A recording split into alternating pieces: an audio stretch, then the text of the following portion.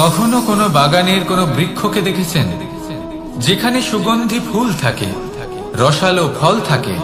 তখন মন প্রফুল্ল হয়ে ওঠে, মন থেকে সেই বৃক্ষের প্রতি ভালোবাসা জন্মায়। কিন্তু যিনি বাগানের মালিক, শুধুমাত্র তিনিই জানেন যে কিভাবে এই বৃক্ষকে আগলে রাখতে হয়, কিভাবে তার পরিচর্যা করলে এতে সুন্দর সুগন্ধি ফুল হবে, রসালো ফল হবে। কখনো কখনো প্রয়োজনের থেকে বেশি রোদ পেলে এই বৃক্ষগুলি শুকিয়ে যায়, প্রয়োজনের থেকে কম রোদ পেলেও এই বৃক্ষ কিন্তু শুকিয়ে যায়। প্রয়োজনের থেকে কম জল যদি পায়, এই বৃক্ষ শুকিয়ে যেতে পারে। প্রয়োজনের থেকে অতিরিক্ত জল যদি পায়, তখনও এই বৃক্ষের শিকড়গুলি নষ্ট হয়ে যেতে পারে। এবার এটাই কিন্তু আমাদের সংসারের সাথেও হয়। আমাদের সংসারের সকল প্রতিভাশালী ব্যক্তি, যেমন লেখক, বিচারক, প্রবক্তা, যোদ্ধা, এদের সবার ক্ষেত্রে এই কথাটাই প্রযোজ্য। যদি বেশি প্রশংসা করা হয়, তাহলেও এরা হারিয়ে যাবেন। প্রয়োজনের থেকে বেশি যদি নিন্দা করা হয়, তখনও তারা নত হয়ে পড়বেন।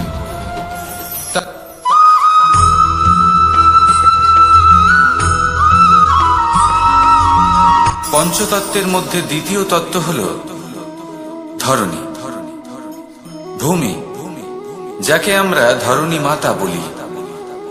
এই ধরণী ধৈর্য ধারণ করে, আর এর উপরেই আমাদের সমগ্র সংসার নির্ভরশীল। কারণ এই ভূমি সহ্য ক্ষমতা রাখে, এর সহ্য ক্ষমতা হল অপরিসীম। সন্তান যতই আঘাত প্রদান করুক না কেন, প্রেম পূর্বক সহ্য করে, আর তার বদলে অমূল্য রত্ন প্রদান করে। সন্তান যদি হাল চালায়, তাহলে তার বদলে তাকে অন্ন প্রদান করে। এটাই হলো ধরণী। এবার এর থেকে আমরা কি শিক্ষা পেতে পারি? এটাই যে কারোর জন্য কিছু করা বা কাউকে কিছু দেওয়া মনে কোনো কামনা ছাড়াই। আর এই কথাটা বুঝে যান, যদি কারোর জন্য কামনা না রেখে বা কোনো পাওয়ার আশা না রেখে কারোর জন্য কিছু করেন বা কারোকে কিছু দেন, যদি এটা আপনি শিখতে পারেন, তবে আপনি ভালোবাসতে শিখে গেছেন। আর সেই জন্যই এই ধরিত্রীকে মাতা বলা হয়। কারণ মাতা শুধু উনি নন যিনি গর্ভে সন্তানকে ধারণ করেন, মাতা তো উনিও যিনি জীবন বাঁচতে শেখান, যিনি জীবন বাঁচার উদাহরণ প্রদান করেন। তাহলে ধরণীর থেকে এই নিঃস্বার্থ ভাব শিখুন, নিঃস্বার্থ ভালোবাসা শিখুন, আর এই ভালোবাসার সাথেই বলুন রাধা রাধা।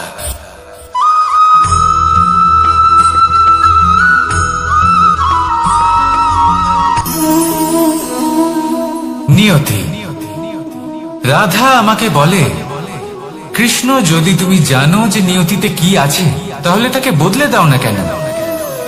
মহাদেব আমাকে বলেন যে শ্রীকৃষ্ণ, যদি আপনি এটা জানেন যে সাম্বের নিয়তি এটাই, তাহলে আপনি তাকে বদলানোর চেষ্টা কেন করেন? কেন? কারণ আমি একজন পিতা, আর পিতার কর্তব্য এটাই, তিনি যেন সম্ভাব্য সব চেষ্টা করেন নিজের সন্তানের মঙ্গলের জন্য। নিয়তি আমি জানি, কিন্তু এটাও আমি জানি যে কর্মের থেকে বড় আর কোনো নিয়তি হতে পারে না। অভিজ্ঞতাও রয়েছে যে কর্মের হাতে নিয়তির এই চক্র বদলে যেতে পারে। তাই জীবনে যদি আপনার কখনো এমন মনে হয় যে এটা তো অসম্ভব, তখনও চেষ্টা করা কখনোই ছাড়বেন না। কে বলতে পারে আপনারই কর্মের কোনো এক বীজ হয়তো নিয়তির চাকায় আটকে গেল, আর নিয়তিকে নিজের পথ পাল্টাতে হল, ঠিক কিনা? সেই জন্য নিয়তিকে ভাগ্য মেনে নিয়ে চুপ করে বসে থাকবেন না। নিজের নিয়তি স্বয়ং নিজের কর্মের দ্বারা নির্ধারিত করুন, কারণ আপনার এই কর্মের ওপরেই আপনার অধিকার রয়েছে। আর এই অধিকারকে নিয়তি অনেক সময় সম্মানও করে। তাহলে আসুন আর আমার সাথে ভালোবেসে বলুন রাধা রাধা।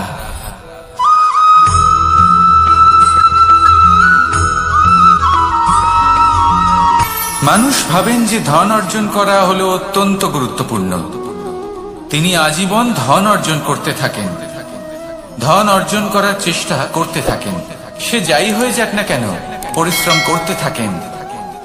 স্বাস্থ্যের দিকে নজর দেন না, না উচিত সময় খাবার খান, না উচিত সময় ঘুমোতে যান, না পর্যাপ্ত সময় পর্যন্ত ঘুমন, কিছুই না। ধন অর্জন করতেই থাকেন। আর কিছু সময় পরে যখন তিনি অসংখ্য ধন লাভ করে ফেলেন, তখন তার সাথে ওনার শরীরে অনেক রোগ বাসা বাঁধে। এইসব রোগের উপচার করতে করতে সেই সমস্ত ধন যা উনি অর্জন করেছেন তা তিনি ব্যয় করে ফেলেন। শেষ পর্যন্ত কি হয়? আমরা যেভাবে এসেছি ঠিক সেইভাবেই ফিরে যাই, ধন এখানেই থেকে যায়। দেখুন, একটা অত্যন্ত গুরুত্বপূর্ণ কথা রয়েছে যে আপনার বোঝা উচিত। এই যে ধন, তার ব্যবহার করুন জীবনকে আরো ভালো করে তোলার জন্য। ধনের সদ্ব্যবহার করা উচিত, এমন যেন না হয় এই ধন আপনাকে ভোগ করে ফেলে। এই জীবনকে নিশ্চিত রূপে আরো শ্রেষ্ঠ করে তুলুন। কিন্তু এই ধন অর্জন করার এই প্রক্রিয়াতে নিজের সারা জীবনকে নষ্ট করে ফেলবেন না। এই জীবন উপভোগ করতে শিখুন, আর আমার সাথে ভালোবেসে বলুন, রাধা রাধা।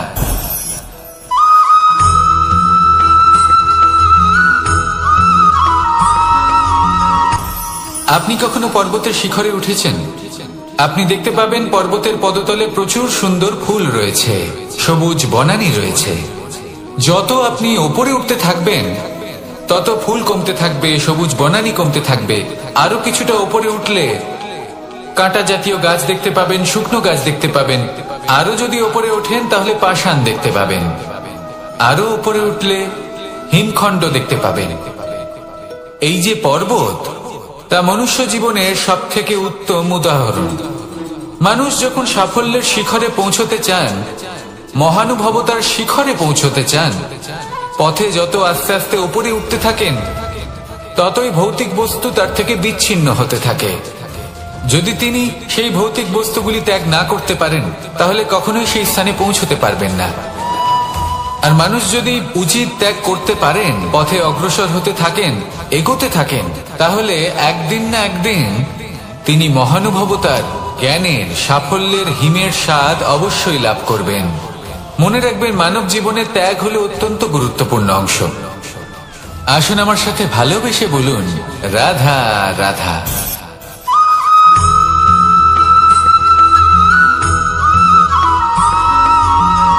কেউ বলে জীবন খুব ক্ষণস্থায়ী, কেউ বলে জীবন হলো একটা সুন্দর স্বপ্নের মতো, আবার কেউ বলবে জীবন হলো এক কঠোর সত্য। কিন্তু জীবন আসলে কি? জীবন হলো আপনারই প্রতিবিম্ব, একটা দর্পণ। অর্থাৎ আপনি জীবনকে সেইভাবেই পাবেন যেরকম আপনি নিজেকে প্রতিপন্ন করবেন। যদি আপনি দর্পণের দিকে তাকিয়ে হাসেন তাহলে আপনি সামনে হাসি মুখী দেখতে পাবেন। এবার যদি আপনি গম্ভীর হয়ে থাকেন তাহলে আপনি একজন রুষ্ট ব্যক্তি দেখতে পাবেন। শেষে সবথেকে বেশি গুরুত্বপূর্ণ হলো আপনার চেষ্টা। আপনাকে সবসময় চেষ্টা করতে হবে যাতে আপনি নিজেকে প্রসন্ন এবং ইতিবাচক মনোভাবে রাখেন। এটা হলো আপনারই উত্তরদায়িত্ব, তাকে পালন করুন। এই মনকে প্রসন্ন রাখুন, এই সংসারকে সুন্দর বলে মনে হবে। আর এই মন প্রসন্ন হয়ে বলবে, রাধা রাধা।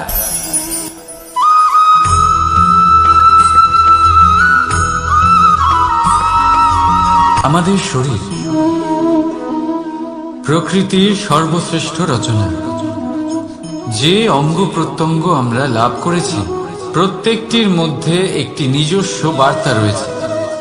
একটু ভেবে দেখুন, দুটি চোখ দিয়েছে দেখার জন্য, দুটি কান দিয়েছে শোনার জন্য, নাসিকাও আছে দুটি, দুটি হাত দিয়েছে দ্বিগুণ পরিশ্রম করার জন্য। কিন্তু জীব শুধুমাত্র একটি। তার উপরেও তীক্ষ্ণ বলিষ্ঠ দাঁত দিয়েছে তার রক্ষার জন্য। কখনো ভেবে দেখেছেন কেন?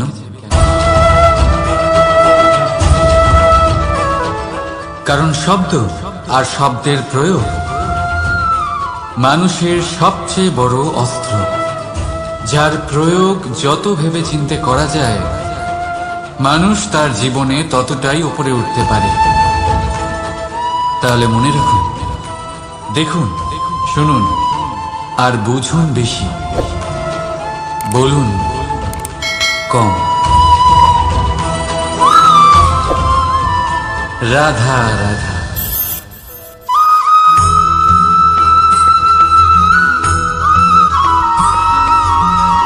জীবন কিসের উপর নির্ভরশীল? ধনের উপর, বৈভবের অনুভব যদি আপনি করতে চান তাহলে তা পাবেন শুধু একতার দ্বারা, সংগঠনের দ্বারা। যদি আপনাকে উদাহরণ দিই, নিজের এই হাতটাকে দেখুন, 5টা আঙুল রয়েছে। কোনো একটা বস্তুকে নিজের একটা আঙুল দ্বারা তুলে ধরার চেষ্টা করে দেখুন, বড়ই কষ্ট হবে। তখন আপনি বুঝতে পারবেন যখন এই 5টি আঙুল একত্রিত হয় তখন কোনো কাজ কতটা সহজ হতে পারে। এটাই হলো শক্তি, একতার। সব থেকে ভালো উদাহরণ যদি আপনাকে দিই তাহলে বাঁশি। এই বাঁশি থেকে অত্যন্ত মধুর সুর নির্গত হয় যা সবার মন প্রসন্ন করে দেয়। এই কথা সত্যি, কিন্তু এই বাঁশি আমি একটা বা দুটো আঙুল দিয়ে বাজাতে পারবো না। আমাকে প্রত্যেকটা আঙুল ব্যবহার করতেই হবে, তবেই এর থেকে মধুর সুর নির্গত হবে যা সকলকে প্রসন্ন করবে, ঠিক কিনা? ঠিক এইভাবেই যদি আপনি চান যে আপনার জীবনরূপী বাঁশি থেকেও মধুর সুর নির্গত হোক বা সবার মনকে প্রসন্ন করে তুলুক, তাহলে আপনাকেও জীবনে একতা নিয়ে আসতেই হবে। আপনি একাও কর্ম করতে পারেন, পথ চলতেও পারেন, সামনেও এগোতে পারেন, সাফল্যও লাভ করতে পারেন। কিন্তু যখন সকলে একসাথে এগোবেন, সেই পথে চলবেন, সেই কর্মই করবেন, তখন লক্ষ্যে অবশ্যই পৌঁছবেন, সাফল্য অবশ্যই লাভ করবেন। কিন্তু সেই সাফল্য এবং তার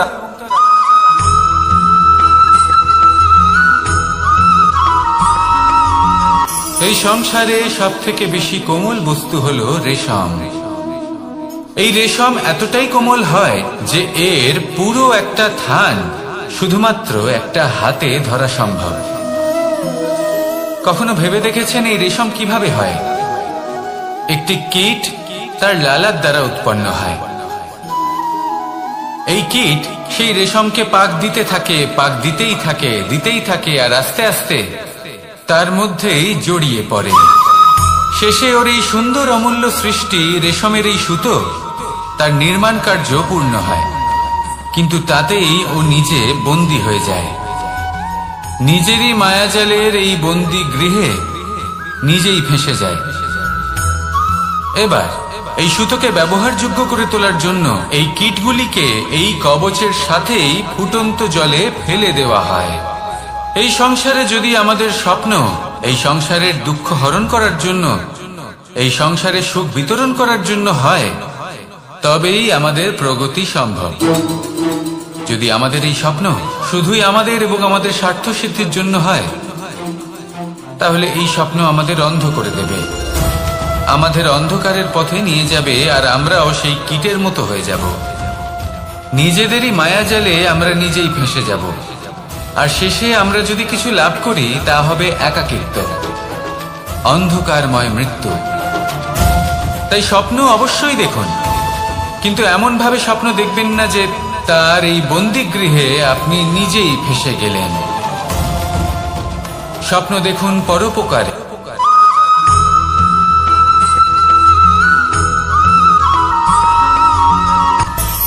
মানুষের মধ্যে একটা বিচিত্র প্রবৃত্তি থাকে, অন্য সকলের বিষয়ে, তাদের জীবনের বিষয়ে, তাদের ব্যক্তিত্বের বিষয়ে, তাদের ভবিষ্যতের বিষয়ে অনুমান করা। এটা হলো অনুচিত। কারোর অতীতকালকে দেখে লোকে ভবিষ্যৎ বলে দিতে পারেন, বর্তমানকে দেখে ভবিষ্যতের বিষয়ে অনুমান করে ফেলেন। উদাহরণ দিতে হলে বলবো, কোনো দাসকে দেখুন, ওকে দেখে লোকে বলে যে ওর ভবিষ্যৎ সেটাই হতে পারে, অনুমান করে ফেলেন। আর এই রাজাকে দেখুন, উনি তো কত সুখী হবেন, উনি তো জগতের সব থেকে অধিক সুখী মানুষ, কত সুখ সুবিধা আছে ওনার কাছে, ধারণা করে ফেলেন। তবে সত্য তো এটাই যে কারোর ব্যক্তিত্বের বিষয়ে, তাদের ভবিষ্যতের বিষয়ে আপনি পূর্ণ সত্য কখনোই বলতে পারবেন না, শুধু অনুমান করতে পারবেন।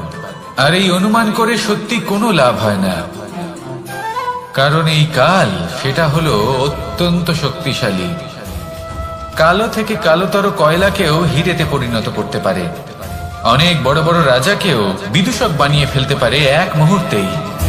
তাহলে আপনি অনুমান করে কি লাভ? কি পেলেন অনুমান করে? সেই জন্য কারোর বিষয়ে কোনো অনুমান করবেন না, তার ভবিষ্যতের বিষয়ে অনুমান করতে যাবেন না, কারোর বিষয়ে কোনো ধারণা করে নেবেন না। কিছু করতে হলে ভালোবাসুন, সবার মধ্যে ভালোবাসা ছড়ান, সবার মধ্যে ধন্যাত্মক ভাব ছড়ান। এই মন প্রসন্ন হয়ে বলবে রাধা রাধা।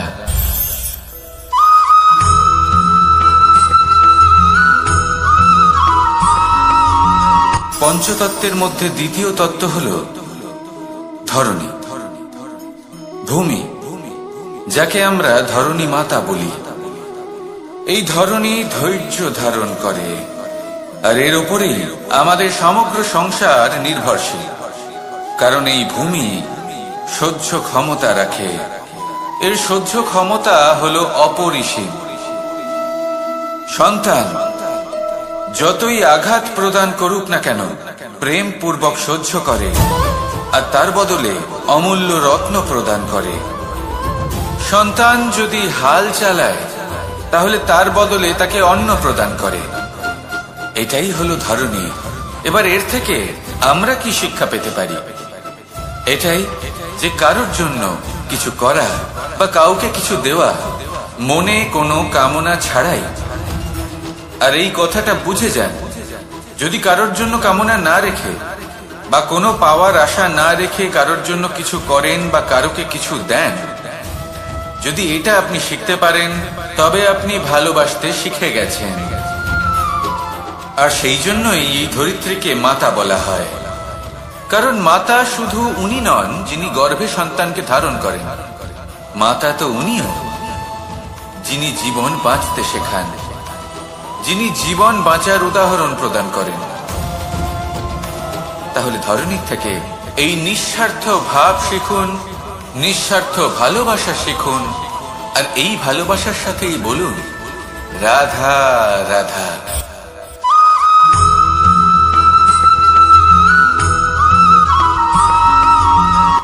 সংসারে আমাদের জীবনে যখন কোনো সুখ বা দুঃখ আসে, তার জন্য আমরা কাউকে না কাউকে অবশ্যই দায়ী করে থাকি, তাই না? এই ব্যক্তি আমাদের সাথে এরকম কাজ করেছেন, তাই আমার সাথে এমন হলো। ওই ব্যক্তি যদি এমনটা না করতেন, তাহলে আজ আমি ওই স্থানে পৌঁছতে পারতাম। সবই আপনার দৃষ্টিভঙ্গির ওপর নির্ভরশীল। আর যদি আপনার দৃষ্টিভঙ্গি এমন হয়, তাহলে তা অনুচিত। সত্যি কথা বলতে এই সংসারে ভিন্ন ভিন্ন ধরনের মানুষ আছে। এটা আপনার উপর নির্ভর করছে কিভাবে তাদের স্বাগত জানাবেন। একবার ভাবুন, আমি আমার দুটো হাত সামনে নিয়ে এলাম, দুটো মুঠো খুলে দিলাম। দুই প্রকারের মানুষ আসবেন, কিছু না কিছু দিয়ে যাবেন। এই মুঠো যদি আমি বন্ধ করে দিই, তাহলে না কেউ আমাকে কিছু দিতে পারবে, না আমার কিছু যাবে আসবে। নিশ্চয়ই বুঝতে পারছেন এই দুই ধরনের ব্যক্তি কারা এবং তারা কি দিয়ে যান। আমি যদি নিজের মুঠো খুলে দিই, তাহলে কিছু ভালো মানুষ আসবেন, আমাকে আনন্দ, সন্তুষ্টি, জ্ঞান প্রদান করে যাবেন, ভালো অভিজ্ঞতা দিয়ে যাবেন। কোনো খারাপ ব্যক্তি যদি আসেন, তাহলে তিনিও খারাপ অভিজ্ঞতা দেবেন, যার থেকে আমি শিক্ষা লাভ করব। এই সব কিছু আমি লাভ করতে পারি। মুঠো যদি বন্ধ করে রাখি, তাহলে আমি কিছুই পাবো না। দেখুন, এই সংসারে প্রত্যেকের জীবনে এরকম। প্রত্যেকের জীবনে সবকিছুই আছে, ভালো খারাপ দুই মানুষই আছে। ভালো অভিজ্ঞতা আছে, খারাপ অভিজ্ঞতা আছে। নির্ভর করছে আপনার উপর যে আপনি কি করবেন, এনাদের স্বাগত কিভাবে জানাবেন, কার থেকে কি বুঝবেন, কি শিখতে পারবেন, আর কোন দৃষ্টিভঙ্গি নিয়ে অগ্রসর হবেন। এটাই নির্ধারণ করবে যে আপনার জীবন কেমন হবে। আসুন আমার সাথে ভালোবেসে বলুন রাধা রাধা।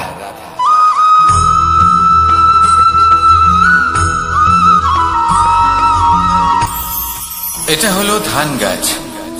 এর থেকে যে চাল উৎপন্ন হয় তা মানুষ গ্রহণ করেন। আর এটা কি? এ হলো জংলি ঘাস। একবার ভেবে দেখুন, যদি এই জংলি ঘাস ধান গাছের আশেপাশে থাকে, তাহলে কি হবে? ধান উৎপন্ন হতে পারবে? তা উৎকৃষ্ট হতে পারবে? আমরা কি তা গ্রহণ করতে পারবো? কখনোই নয়। এই জংলি ঘাস ধানকে নষ্ট করে দেবে। কিন্তু নিজে জীবিত থাকবে। এটাই হলো আজকের শিক্ষা। এই সংসারে যদি আপনি নীতির পথে চলতে চান, উচিত কর্ম করতে চান, সংসারকে সেবা করতে চান, তাহলে জংলি ঘাসের মতো ব্যক্তিদের থেকে সবসময় দূরে থাকতে হবে। সেই ব্যক্তি যারা দুর্নীতি এবং মিথ্যা দ্বারা পরিপূর্ণ, যাদের ব্যবহার অশুভ, যাদের অনেক অশুভ গুণ রয়েছে, তারা সঠিক নয়। সেই সকল ব্যক্তি যাদের চরিত্র অত্যন্ত দুষ্ট হয়, তারা হয় শুভ চরিত্রের ব্যক্তিকে একদম নষ্ট করে দেয়, নয় নিজের মতো বানিয়ে তোলে। তাই যদি আপনি নীতির পথে চলতে চান, এই সংসারের জন্য শুভ কর্ম করতে চান, তাহলে সেই সঙ্গ লাভ করুন যে সঙ্গ জ্ঞানে পরিপূর্ণ, যাদের মধ্যে অনেক গুণ আছে, যাদের থেকে প্রতিদিন কিছু শিখতে পারবেন। এমন ব্যক্তির সাথে জীবন অতিবাহিত করুন, দুরাচারীদের থেকে দূরে থাকুন। তবেই এই মন প্রসন্ন হয়ে বলবে, রাধা রাধা।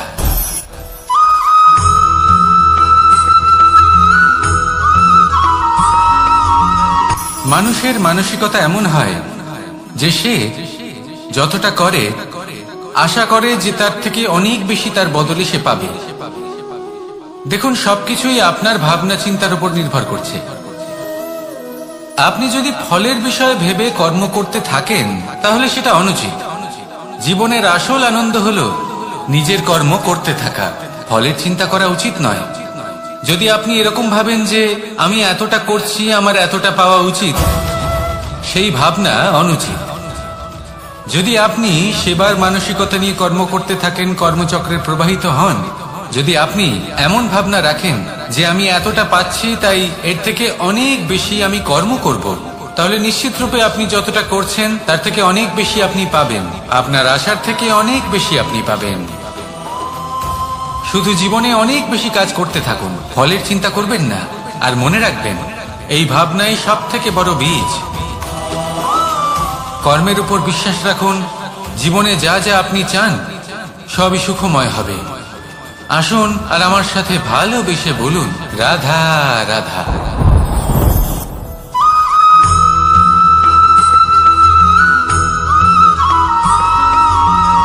আপনি কখনো কোনো বাজকে নিজের বাসা বানাতে দেখেছেন?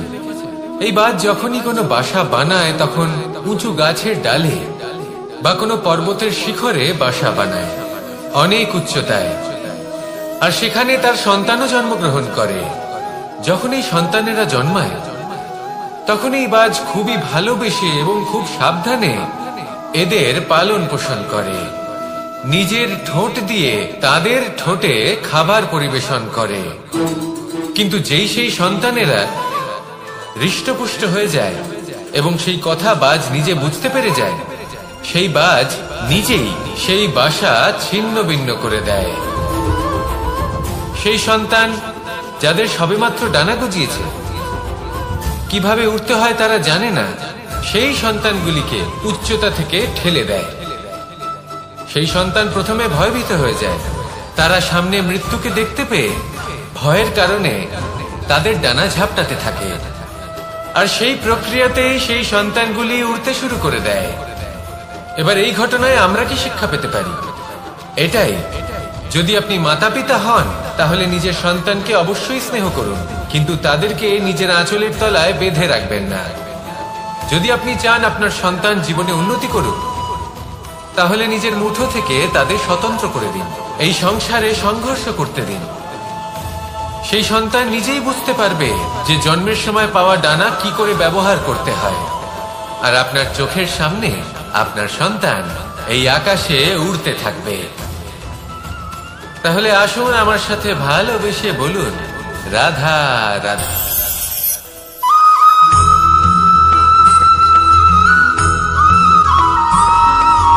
বসন্ত ঋতু, এই সময় মন আনন্দে ভরে থাকে।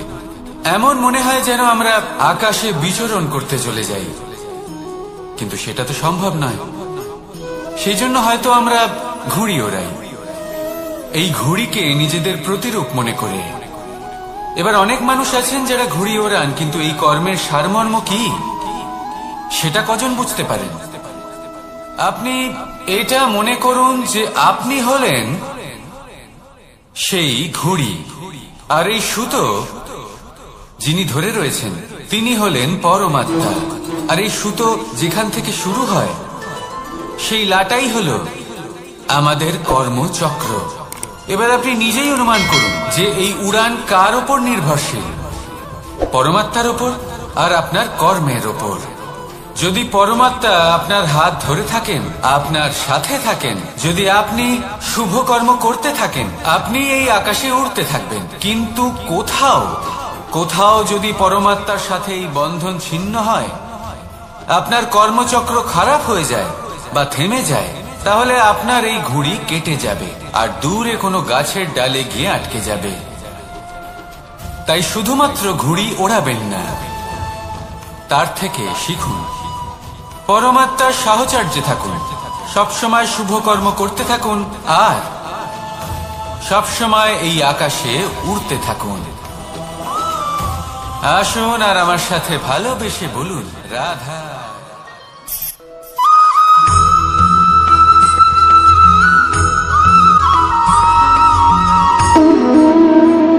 সম্পর্ক হলো আমাদের জীবনের একটি আধার। কিছু সম্পর্ক এমন যে আমরা জন্মসূত্রে লাভ করি, যেমন পরিবার, মা, বাবা। কিছু সম্পর্ক আছে যে আমরা জীবনে অর্জন করে থাকি, তা সে প্রেমের হোক, স্নেহের হোক বা বন্ধুত্বের। এই সকল সম্পর্ক লাভ করার বা গড়ে তোলার 5টি ধাপ রয়েছে। প্রথম ধাপ, কোনো ব্যক্তির সাথে আলাপ হওয়া, তার সাথে কথা বলা বা তাকে দেখা। দ্বিতীয় ধাপ, সে ব্যক্তিকে আমাদের ভালো লাগা। তৃতীয় ধাপ, আমাদের এটা চাইতে শুরু করা যে জীবনে এই ব্যক্তি যেন আমাদের বন্ধু হন, আমাদের জীবনে থাকেন, বা আমাদের কাউকে ভালোবেসে ফেলা। আর এটা আমাদের ভাবা বা চাওয়া যে সেই ব্যক্তি যেন আজীবন আমার সাথে থাকেন, আমার জীবনে আমার সাথী হয়ে। চতুর্থ ধাপ, লাভ করা। এবার এই ধাপটি অনেক মানুষের পক্ষেই খুবই সরল হয়, বড়ই সরল ভাবে নিজেদের সঙ্গীকে লাভ করে থাকেন। কিছু মানুষের জন্য এই ধাপ অত্যন্ত কঠিন হয়ে থাকে। অনেক প্রতিকূল পরিস্থিতির উপর জয়লাভ করে তারা সঙ্গীকে লাভ করেন, কিন্তু লাভ অবশ্যই করেন। এরপরে আসে পঞ্চম, অন্তিম এবং সব থেকে গুরুত্বপূর্ণ ধাপ। সেটা হলো সেই সম্পর্ক পালন করা। এটা হলো এমন এক বিষয় যা প্রত্যেক মানুষের শেখা উচিত। যদি ব্যক্তি নিজের জীবনে সম্পর্ক রক্ষা করতে শিখে যান, তবে প্রত্যেক সম্পর্ক তার জীবনকে স্বর্গ করে তুলবে। আসুন আর আমার সাথে ভালোবেসে বলুন, রাধা রাধা।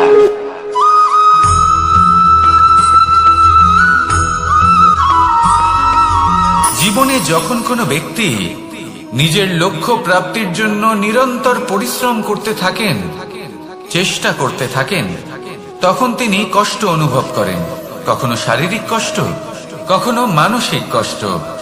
এবার উনি এটা ভাবতে থাকেন যে আমি কি উচিত করছি নাকি অনুচিত করছি। কারণ অন্যদিকে এমন একজন ব্যক্তিও আছেন যিনি একদমই পরিশ্রম, চেষ্টা করছেন না। তিনি মদিরা পান করেন, বিলাসিতায় জীবন কাটান, অলস প্রকৃতির হয়ে ওঠেন, নিদ্রাতে বিলীন হয়ে থাকেন আর ভাবেন যে তিনি সুখ লাভ করছেন। কিন্তু এরকম কেন হয়? কারণ যখন আমরা সৎ পথে থাকি, উচিত পথে চলি, লক্ষ্য প্রাপ্ত করার জন্য চেষ্টা করতে থাকি, তখন আমাদের ভেতরে থাকা নেতিবাচক শক্তি এবং পাপ এই দেহকে ত্যাগ করে দেয়। আর এই অনুভূতিটাই আমাদের দুঃখের অনুভূতি দেয়, কষ্ট দেয়। এবার সেখানে যদি আমরা কুপথে চলি, অনুচিত পথে চলতে থাকি, তাহলে আমাদের ভেতরে থাকা পুণ্য এবং ধনাত্মক শক্তি আমাদের দেহ ত্যাগ করে দেয়। আর এই অনুভূতির কারণেই আমরা সুখ অনুভব করি। কিন্তু কখনো ভাববেন যে এই সুখ বেশি সময় পর্যন্ত থাকে না। সেই জন্য সবসময় মনে রাখবেন, যদি আপনি জানেন যে এটাই আপনার লক্ষ্য, এটাই উচিত পথ, শুভ পথ, তাতে নিরন্তরভাবে এগিয়ে যেতে চেষ্টা করতে থাকুন। এই কষ্ট আপনাকে সুখের পরাকাষ্ঠায় কখন পৌঁছে দেবে তা আপনি জানতেই পারবেন না। আসুন আমার সাথে ভালোবেসে বলুন, রাধা রাধা।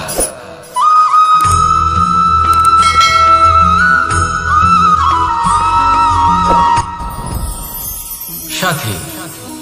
সাথী এই শব্দটির ব্যাখ্যা কে কিভাবে করে? মিত্র, সখা, বন্ধু। কিন্তু অর্থ একটাই, তিনি যিনি আপনার সঙ্গী হন আর তিনি যার সাথী আপনি হন। এবার সব থেকে বড় প্রশ্ন হলো এটাই যে তিনি কে হতে পারেন যাকে আপনি আপনার সাথী বলে মেনে নিতে পারেন, নিজের সখা, নিজের মিত্র, নিজের বন্ধু মেনে নিতে পারেন। আপনার সাথী হলেন তিনি যিনি দুঃখের সময় আপনার পাশে থাকবেন, আপনার হাত ধরে থাকবেন। আপনার সাথী হলেন তিনি যার হাত আপনি নিজের সুখের দিনে ধরে থাকবেন। সেই সাথীরই হাত ধরুন যিনি দুঃখে সবসময় আপনাকে সাহায্য করার জন্য তৎপর হয়ে থাকেন, আপনার পাশে থাকেন, আর যাকে সুখের দিনে আপনি আপনার সাথে রাখতে পারেন। আর যখন আপনার সাথে আপনার এই সাথী থাকবে তখন আপনি এটা বুঝবেন যে যখন জীবনে দুঃখ আসে তখন এই দুঃখ কমে যায়, সবার মধ্যে ভাগ হয়ে যায়। আর যদি তখন সুখ আসে তাহলে সেটা সবার উপস্থিতিতে আরো বেড়ে যায়। এটাই হলো প্রেম, এটাই হলো ভালোবাসা, এটাই হলো সঙ্গ। যেমন সম্পর্ক আমার আর রাধার মাঝে। তাহলে আসুন আর আমার সাথে ভালোবেসে বলুন, রাধা রাধা।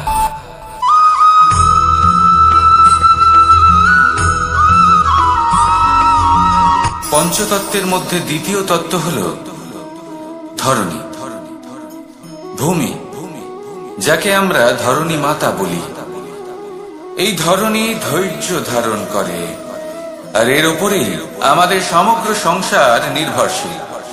কারণ এই ভূমি সহ্য ক্ষমতা রাখে, এর সহ্য ক্ষমতা হলো অপরিসীম। সন্তান যতই আঘাত প্রদান করুক না কেন প্রেম পূর্বক সহ্য করে আর তার বদলে অমূল্য রত্ন প্রদান করে। সন্তান যদি হাল চালায় তাহলে তার বদলে তাকে অন্ন প্রদান করে। এটাই হলো ধরণী। এবার এর থেকে আমরা কি শিক্ষা পেতে পারি? এটাই যে কারোর জন্য কিছু করা বা কাউকে কিছু দেওয়া মনে কোনো কামনা ছাড়াই।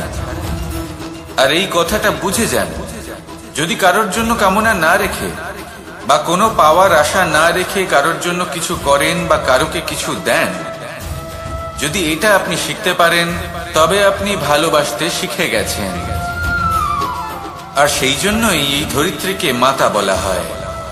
কারণ মাতা শুধু উনি নন যিনি গর্ভে সন্তানকে ধারণ করেন, মাতা তো উনিও যিনি জীবন বাঁচতে শেখান, যিনি জীবন বাঁচার উদাহরণ প্রদান করেন। তাহলে ধরণীর থেকে এই নিঃস্বার্থ ভাব শিখুন, নিঃস্বার্থ ভালোবাসা শিখুন, আর এই ভালোবাসার সাথেই বলুন, রাধা রাধা।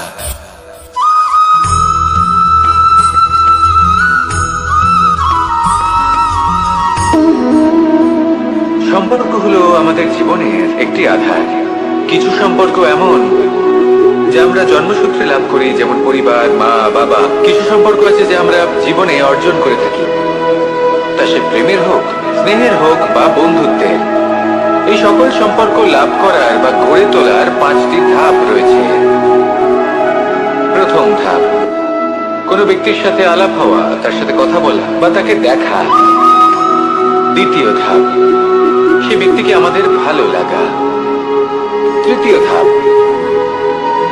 আমাদের এটা চাইতে শুরু করা যে জীবনে এই ব্যক্তি যেন আমাদের বন্ধু হন, আমাদের জীবনে থাকেন, বা আমাদের কাউকে ভালোবেসে ফেলা আর এটা আমাদের ভাবা বা চাওয়া যে সেই ব্যক্তি যেন আজীবন আমার সাথে থাকেন, আমার জীবনে আমার সাথী হয়ে।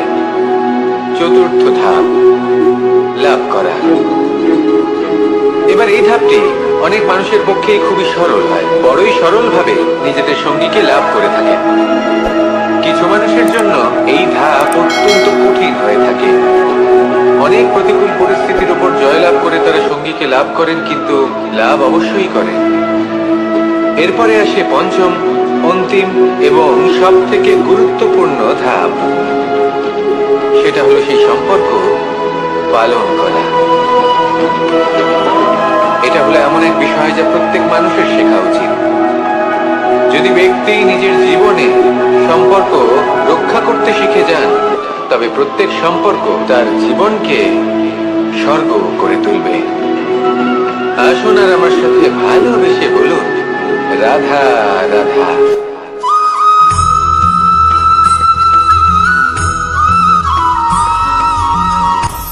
আপনি কখনো পর্বতের শিখরে উঠেছেন? আপনি দেখতে পাবেন পর্বতের পদতলে প্রচুর সুন্দর ফুল রয়েছে, সবুজ বনানী রয়েছে। যত আপনি উপরে উঠতে থাকবেন তত ফুল কমতে থাকবে, সবুজ বনানী কমতে থাকবে। আরো কিছুটা উপরে উঠলে কাঁটা জাতীয় গাছ দেখতে পাবেন, শুকনো গাছ দেখতে পাবেন। আরো যদি উপরে ওঠেন তাহলে পাষাণ দেখতে পাবেন। আরো উপরে উঠলে হিমখণ্ড দেখতে পাবেন। এই যে পর্বত, তা মনুষ্য জীবনের সব থেকে উত্তম উদাহরণ। মানুষ যখন সাফল্যের শিখরে পৌঁছতে চান, মহানুভবতার শিখরে পৌঁছতে চান, পথে যত আস্তে আস্তে উপরে উঠতে থাকেন ততই ভৌতিক বস্তু তার থেকে বিচ্ছিন্ন হতে থাকে। যদি তিনি সেই ভৌতিক বস্তুগুলি ত্যাগ না করতে পারেন তাহলে কখনোই সেই স্থানে পৌঁছতে পারবেন না। আর মানুষ যদি উচিত ত্যাগ করতে পারেন, পথে অগ্রসর হতে থাকেন, এগোতে থাকেন, তাহলে একদিন না একদিন তিনি মহানুভবতার, জ্ঞানের, সাফল্যের হিমের স্বাদ অবশ্যই লাভ করবেন। মনে রাখবেন, মানব জীবনে ত্যাগ হলো অত্যন্ত গুরুত্বপূর্ণ অংশ। আসুন আমার সাথে ভালোবেসে বলুন, রাধা রাধা।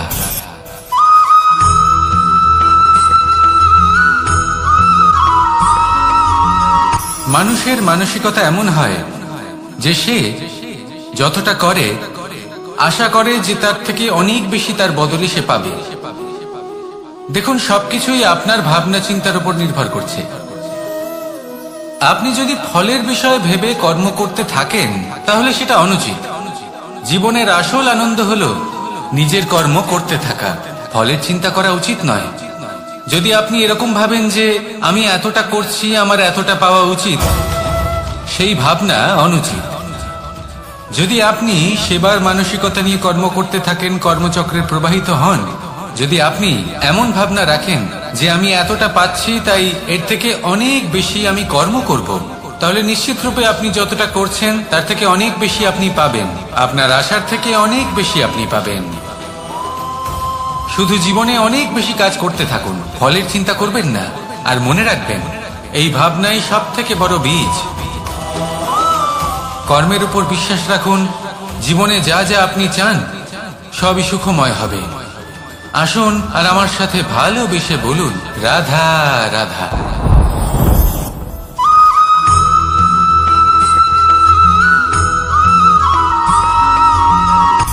সূচের শেষে একটি ছিদ্র থাকে যার দ্বারা আমরা এই সুতো পরাতে পারি, আর তারপর সূচের সাহায্যে এই সুতো দিয়ে বস্ত্র সেলাই করা যায়। কিন্তু যদি সুতোটা সোজা করে ধরা না হয় তাহলে সূচে কখনো এই সুতো পরানোই সম্ভব নয়। যদি এতে কোনো গিঁট পড়ে তখন তা কখনোই এই ছিদ্র দ্বারা প্রবেশ করা সম্ভব নয়। ঠিক এইভাবেই যদি আপনি কারোর জীবনে প্রবেশ করতে চান, কারোর অন্তরে প্রবেশ করতে চান, তাহলে আপনাকেও সহজ থাকতে হবে। এতে কোনো গিঁট থাকলে চলবে না, অর্থাৎ মনে যাতে কোনো মালিন্য না থাকে, যেন কোনো কুচিন্তা না থাকে। যদি এসব থাকে তাহলে আপনি কখনো কারোর জীবনে প্রবেশ করতে পারবেন না। আর যদি কোনোভাবে আপনি প্রবেশ করেও যান তাহলে তার মনে ঘর করতে পারবেন না। নিজেকে এই সুতোর মতন করে তুলুন, সহজ। মনে যেন কোনো কুচিন্তা না থাকে, সবার প্রতি যেন সদ্ভাবনা থাকে, শুভ চিন্তা থাকে। এমনটা করতে থাকুন। এমন একটা দিন আসবে যেদিন এই সমস্ত সংসারের ব্যক্তির মনে আপনি বাস করবেন, আর তখন এই মন প্রসন্ন হয়ে বলবে, রাধা রাধা।